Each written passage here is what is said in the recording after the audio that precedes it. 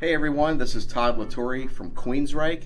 Hi, I'm Greer Grimsley. Hi, I'm Aliko Buckley. I'm conductor Larry Lowe. 안녕하세요, 로리코스입니다.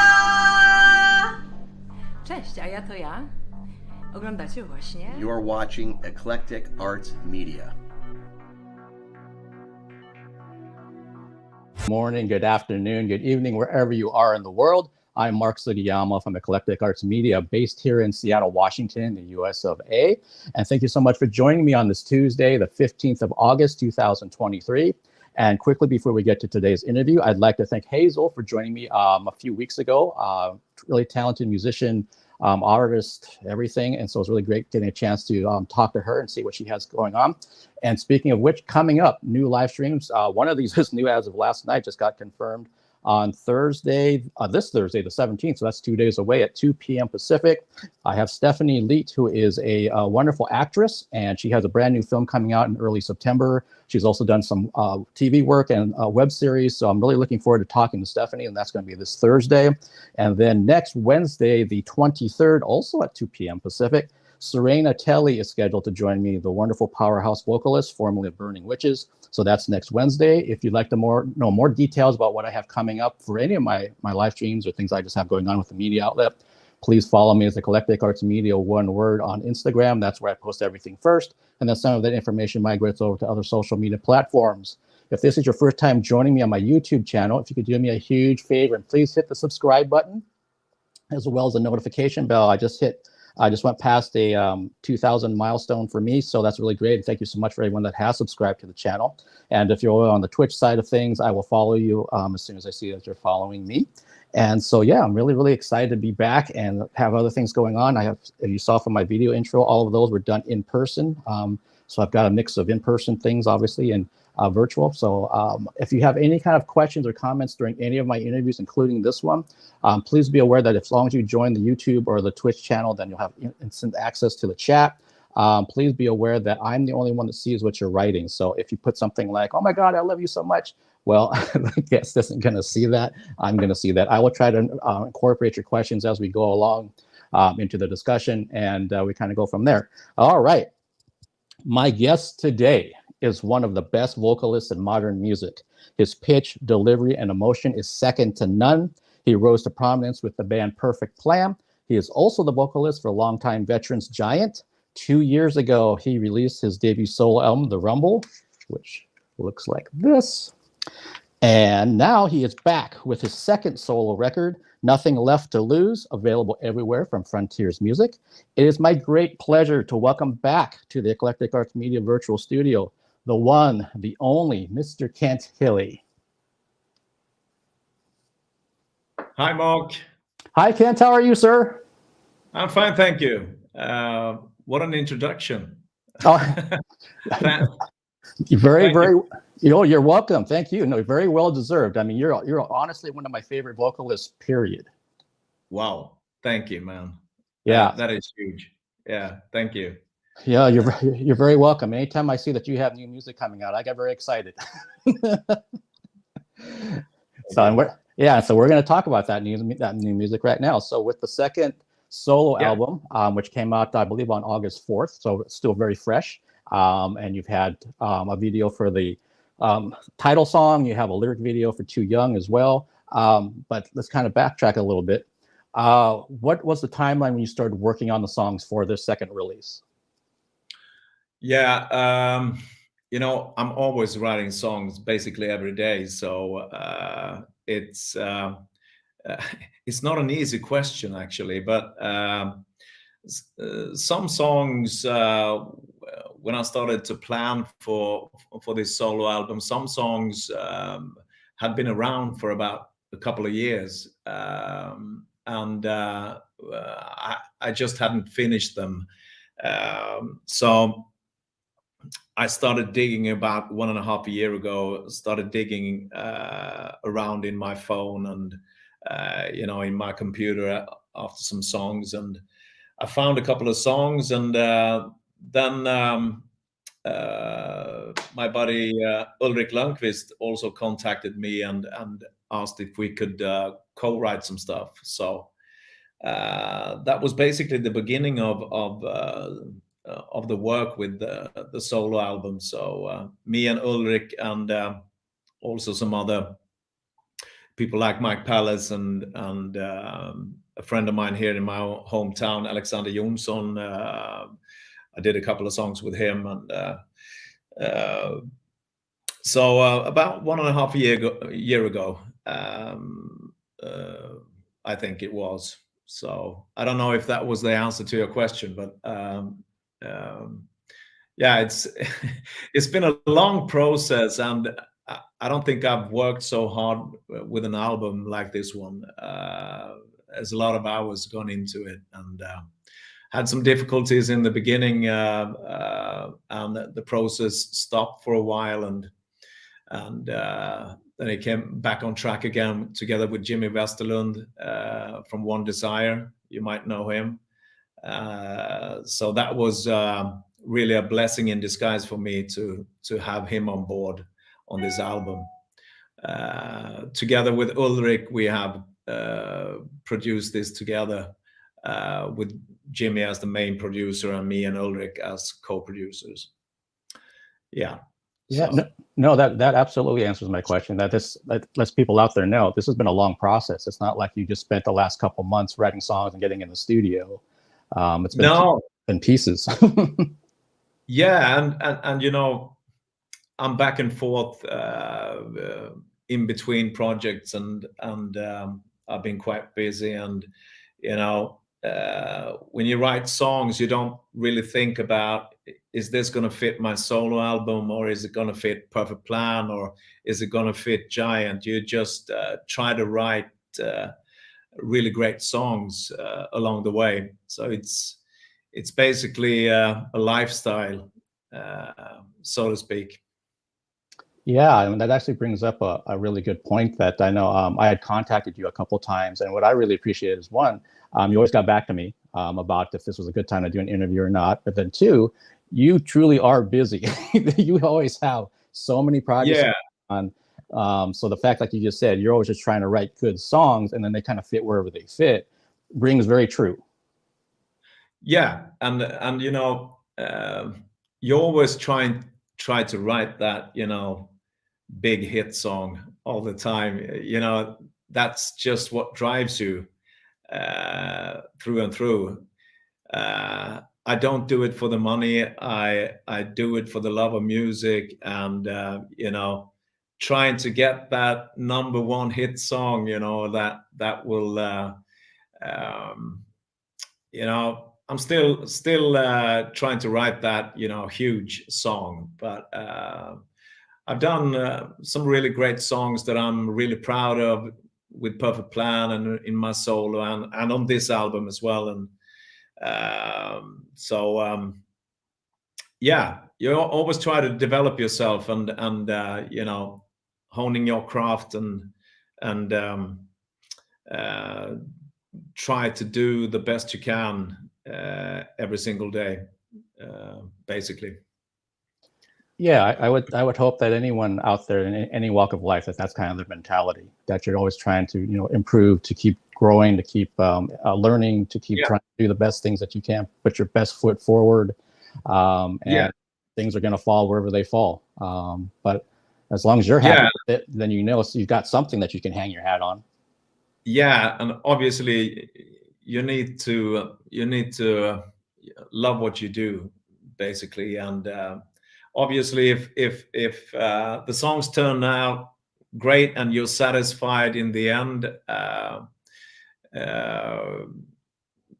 mean, I'm happy with every album that I've released so far, and I'm very proud of them.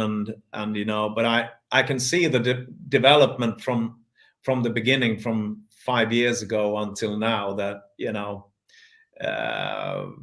I have some, you know, different views on how to do music, and obviously working with a lot of people that are brilliant, like Jimmy, for instance, on this album. I mean, he's a genius and so talented, and you know, I've learned so much during the process, and I mean, it's been hard work, but I've loved every minute of it. And also, he's a really good friend of mine today. So you know, that's the main thing about being in this business, that you meet a lot of people, and experience things that I wouldn't have experienced if I wasn't doing what I'm doing. So yeah. Yeah, that's some of the you know, the delightful silver linings of being in the business, and the people that you collaborate with, that they can also become your friends as well. Absolutely. And have a lifelong friendship with some people that you're constantly inspired by. Yes. And you know, I'm 56 years old today, but I feel like I'm 26, and you know, that I still have a lot to learn, and I'm very curious on how to develop my my craft, and you know, me as a singer and musician, you know. So I feel that, you know, that's basically what drives me to get even better at what I do, and you know, writing really great songs.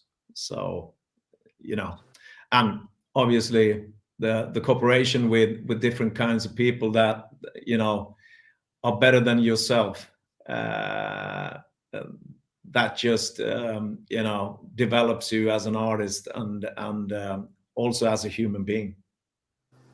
Very well said. I totally relate to what you're saying, because I'm 53 now, and Yeah.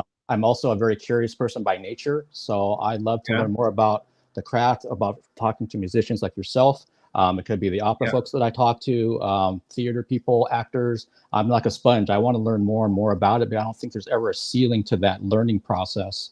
And it just betters what I do. Yeah. And you know, it's funny with music in that way, because it's both conscious what you do, but it's also subconscious. You know, it's like when you have written a song and you have it on tape or on a record, but when you wrote that song, it was like it was up there somewhere, and you just took it down. You know, it had always been there, but I took it down. You know what I mean? Mm-hmm. So it's you know, basically writing songs and doing songs. It's a lot of subconscious things going on in there, and soul searching, and things like that. You know, so that's the funny thing about music. It just you can't really explain where it comes from. It just comes from somewhere inside you. But it has always been there. You just had to look. Yeah. You know, I totally agree with what you just said, because I've had some people ask me as a photographer where I get my creative mind's eye, and I'm like, I don't really know. I just hope that it stays there. Yeah. if it goes away for whatever reason, I'm screwed. So. Yeah. You know, I can think about that, you know, now and then, that, you know, maybe what if I can't write any songs tomorrow, you know? So, but so far so good. Yeah, I haven't lost it. I would say so far so great. In your case, you've been doing some great material. Thank you. Yeah, so let's kind of talk specifically about some songs. As I was listening through the album since it came out, one song that I personally really enjoyed, that I'd love to hear more about, is Every Time We Say Goodbye. What can you tell me about that particular tune? I love it. Yeah. Ulrik Lundqvist, the songwriter and a friend of mine, he sent me this acoustic version one day, and I was actually in Stockholm, and watching my daughter play floorball in Stockholm, and I was at this hotel in Stockholm, and he sent me that acoustic version of a song that he had, and he was just playing around with some vocal melodies and so forth. And as soon as I heard that acoustic part of the song, I got this chorus in my head that I just had to record on my phone directly. And when I got home, I started working around in the studio with it, and with the chorus. First, the chorus came first, and then I built the vocal melodies on the verses and the pre-chorus together with Ulrich. So yeah, and I just had that every time we say goodbye in my head, like it just fitted so well into the song, and it turned out really great. And it's about being in a relationship where you constantly challenge each other and need some certification on the love in between people in the relationship, and you're constantly saying goodbye to each other, but you can't let go. So that was just the first thing that came into mind when I heard it, and it was an excellent acoustic version from Ulrich, and he writes songs every day like myself, so we found a really great chemistry between each other. So I think he's on maybe 6 or 7 songs on this album. Okay, and so here's part of that curiosity that we both share. Based on what you said, Ulrich sent you this acoustic version, and then you kind of had the chorus in your head, and you started working on things. Are you guys sending files back and forth, or is any of this taking place in person? Yeah, we usually do send files, but in the beginning, when you're doing it acoustically, it's just recording, playing, and singing on your phone. It's just like voice recording message that you send to each other back and forth, and so on.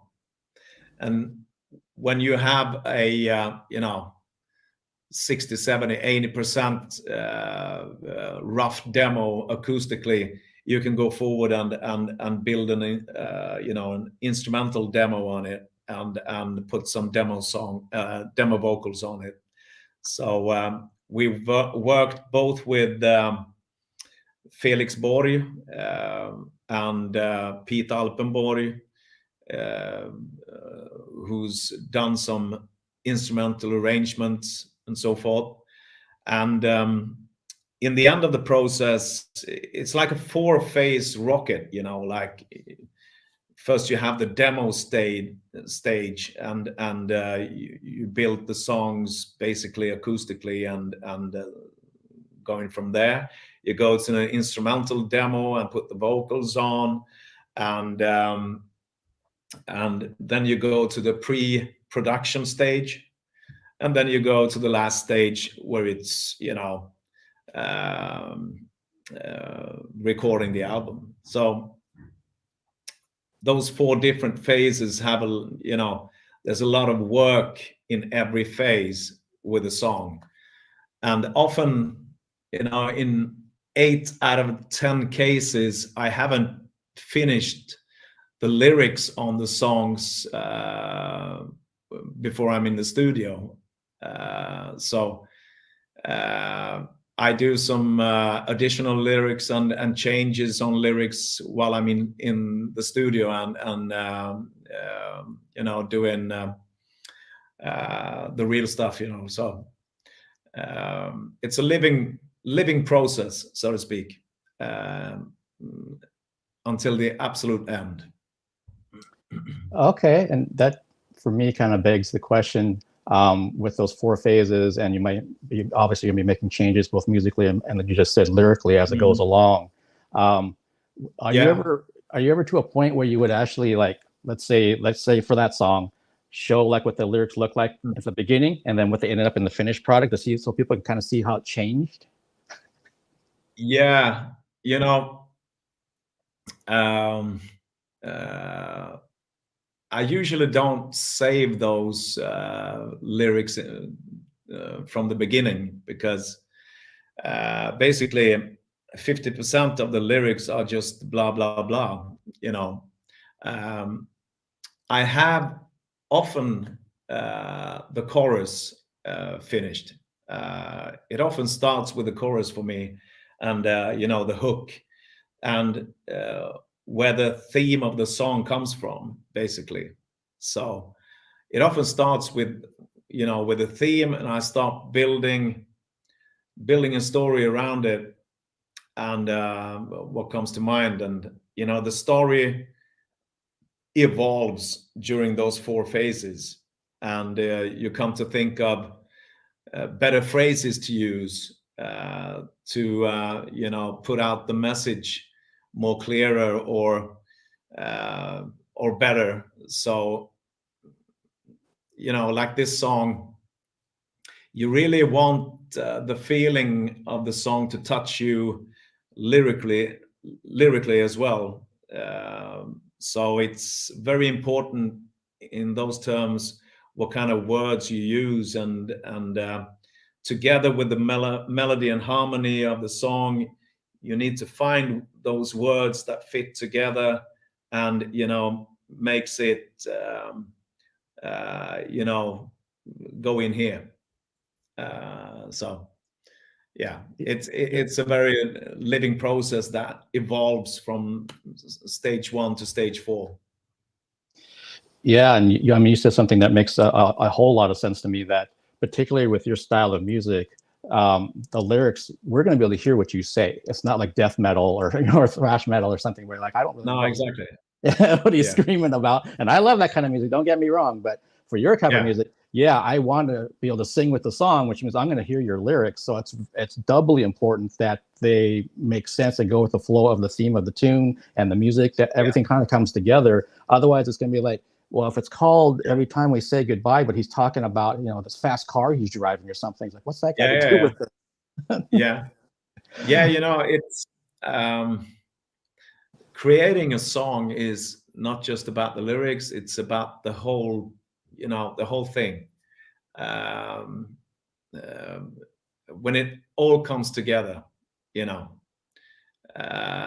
and you just try to find that perfect mix of everything that harmonize in a song, and you know, so it's every part of the instrumental parts are equally important.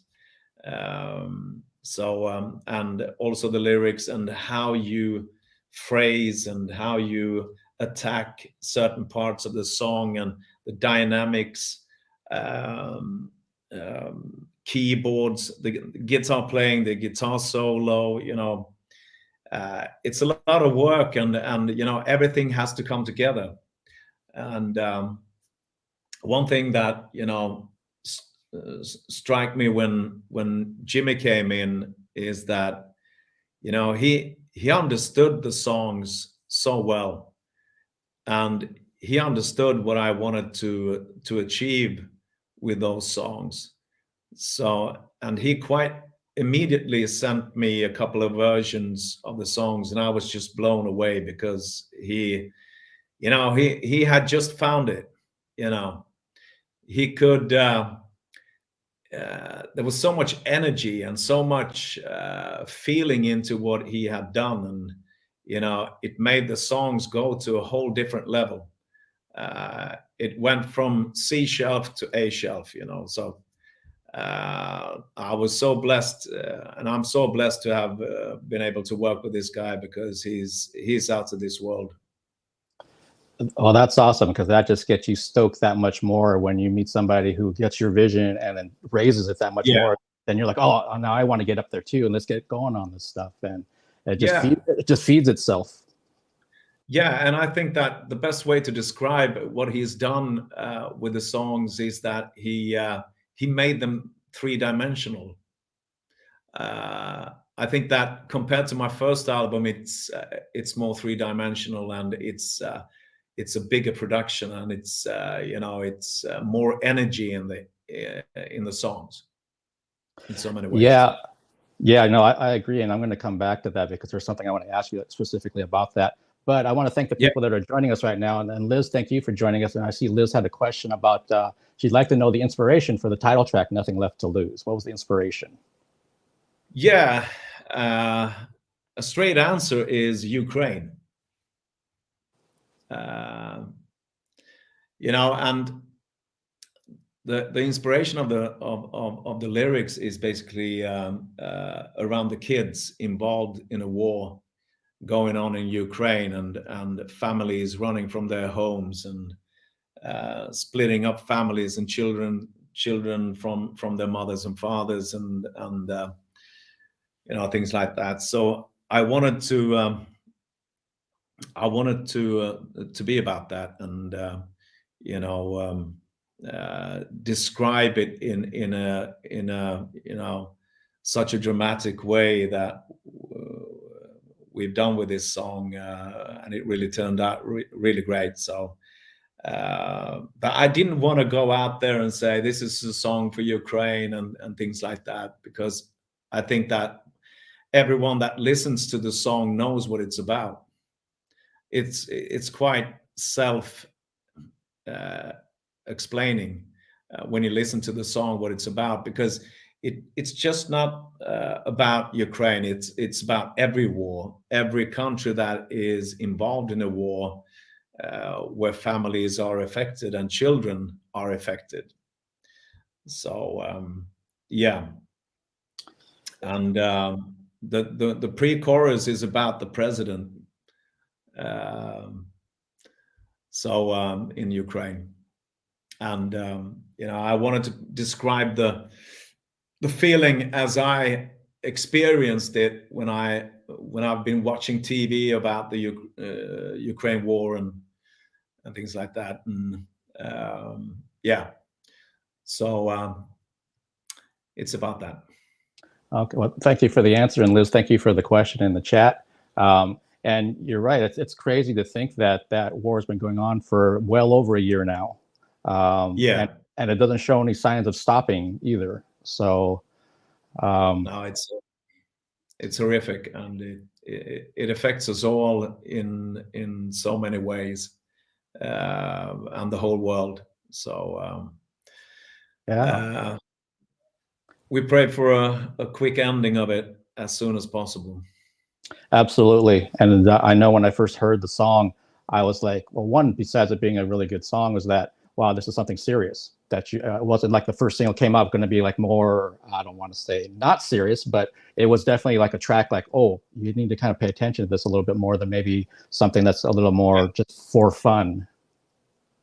Yeah, and when the song is really about you can when you have nothing left to lose, you're at that point where you have nothing left to lose, and but you still have to keep on going. Life goes on, and you need to survive whatever happens, and that's the main thing, survival for us people and human beings. So you come to that point when you know exactly what is important. What is the most important now? It's to survive. And I don't think that, there's not many of us in the West world that have experienced, that point. So it's quite surreal that something like this is going on in the world, and you can see it in your living room when watching TV, but you can't really understand it before you're there, you know. Yeah, no, absolutely. It's something that I mean, hopefully you never have to experience it. But if you're living through something like that, then you're going Yeah. your perspective's completely different than your or mine because we're not in Yeah. it. Yeah, and you know, the threats for us people in the West world is so much different.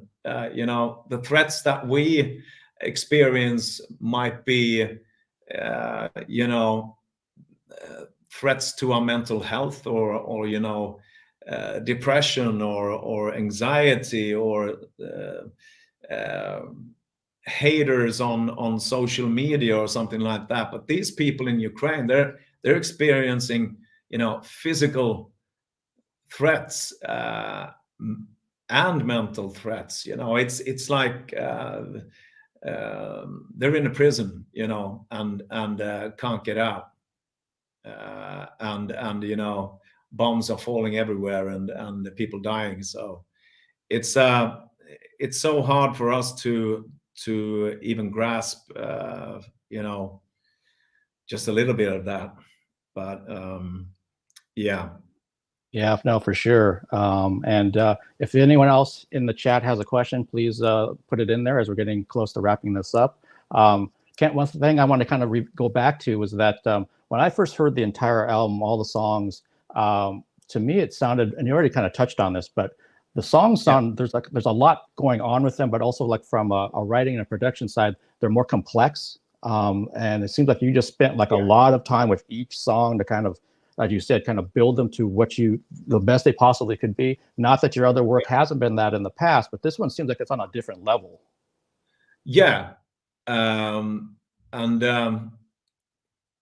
I wanted to show progress on every album that I make, and you know, and take some different directions with the songs, and but I think that, you know, Jimmy and Ulrich together, we've created something that we're proud of, and we wanted to showcase everyone's you know, influence on the songs. So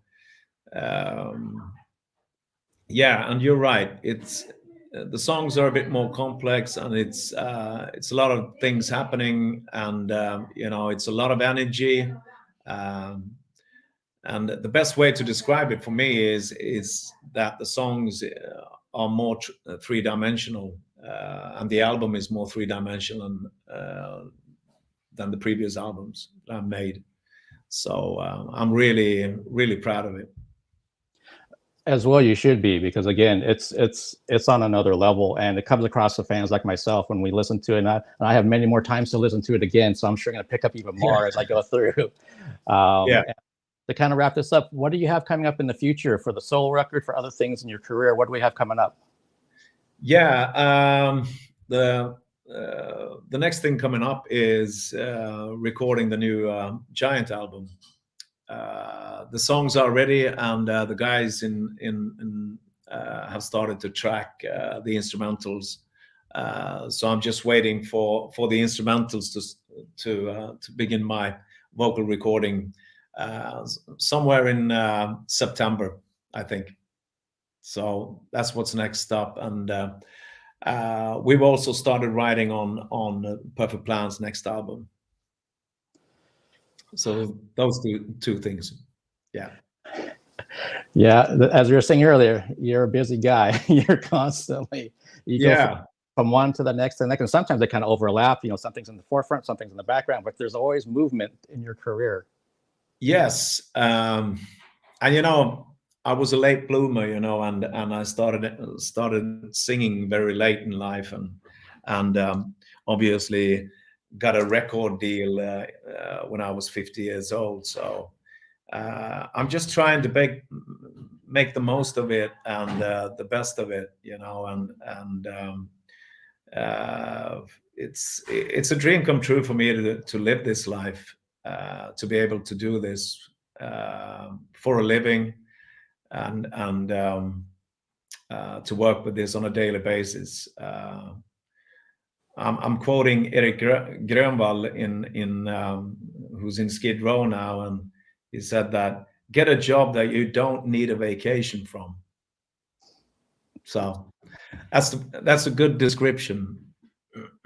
Yeah, that's an excellent one. I need one of those jobs. Exactly. Well, Now, jokes aside, obviously I need vacation also, but you know, it's I'm in charge of my own time. I can plan my own time. I don't have a boss around me. I don't have to answer to anyone in terms of that, and I can be more free in what I want to do. So I'm very grateful for that. yeah, well, again, well deserved. You're a hardworking artist, and I wish you nothing but success with the new solo album and everything you have coming up with Giant and Perfect Plan. And I guess my last kind of yeah, absolutely. My last kind of question is, and maybe you don't know at this point, but are there any plans in the future for the solo material to ever be performed live? Yeah, I've thought about that now, and there might be. Of course, there needs to be a demand for it, but I haven't really made such plans because, first of all, Perfect Plan is number one when it comes to playing live for me, and so we've been out playing live. We played at Sweden Rock Festival, and we played in Hamburg in Belgium, and in our hometown and so forth. And so that when it comes to live gigs, Perfect Plan is a priority. But definitely, if the opportunity comes, I will definitely think about it. Definitely. Okay, well, I hope that day comes because I think that material would needs to be shared from a stage at some point. Yeah, no, that would be fun, you know. So I'll think about it, definitely. Okay. All right. Well, Kent, again, thank you so much for taking the time. I so appreciate getting a chance to reconnect with you and also talk about the new album. And yeah, I wish you all the success in the world with everything. And hopefully get a chance to talk again down the road. Yeah, absolutely. Thank you for having me, Mark, and stay safe, man. You too. Take care. Bye-bye. Take care. Bye-bye.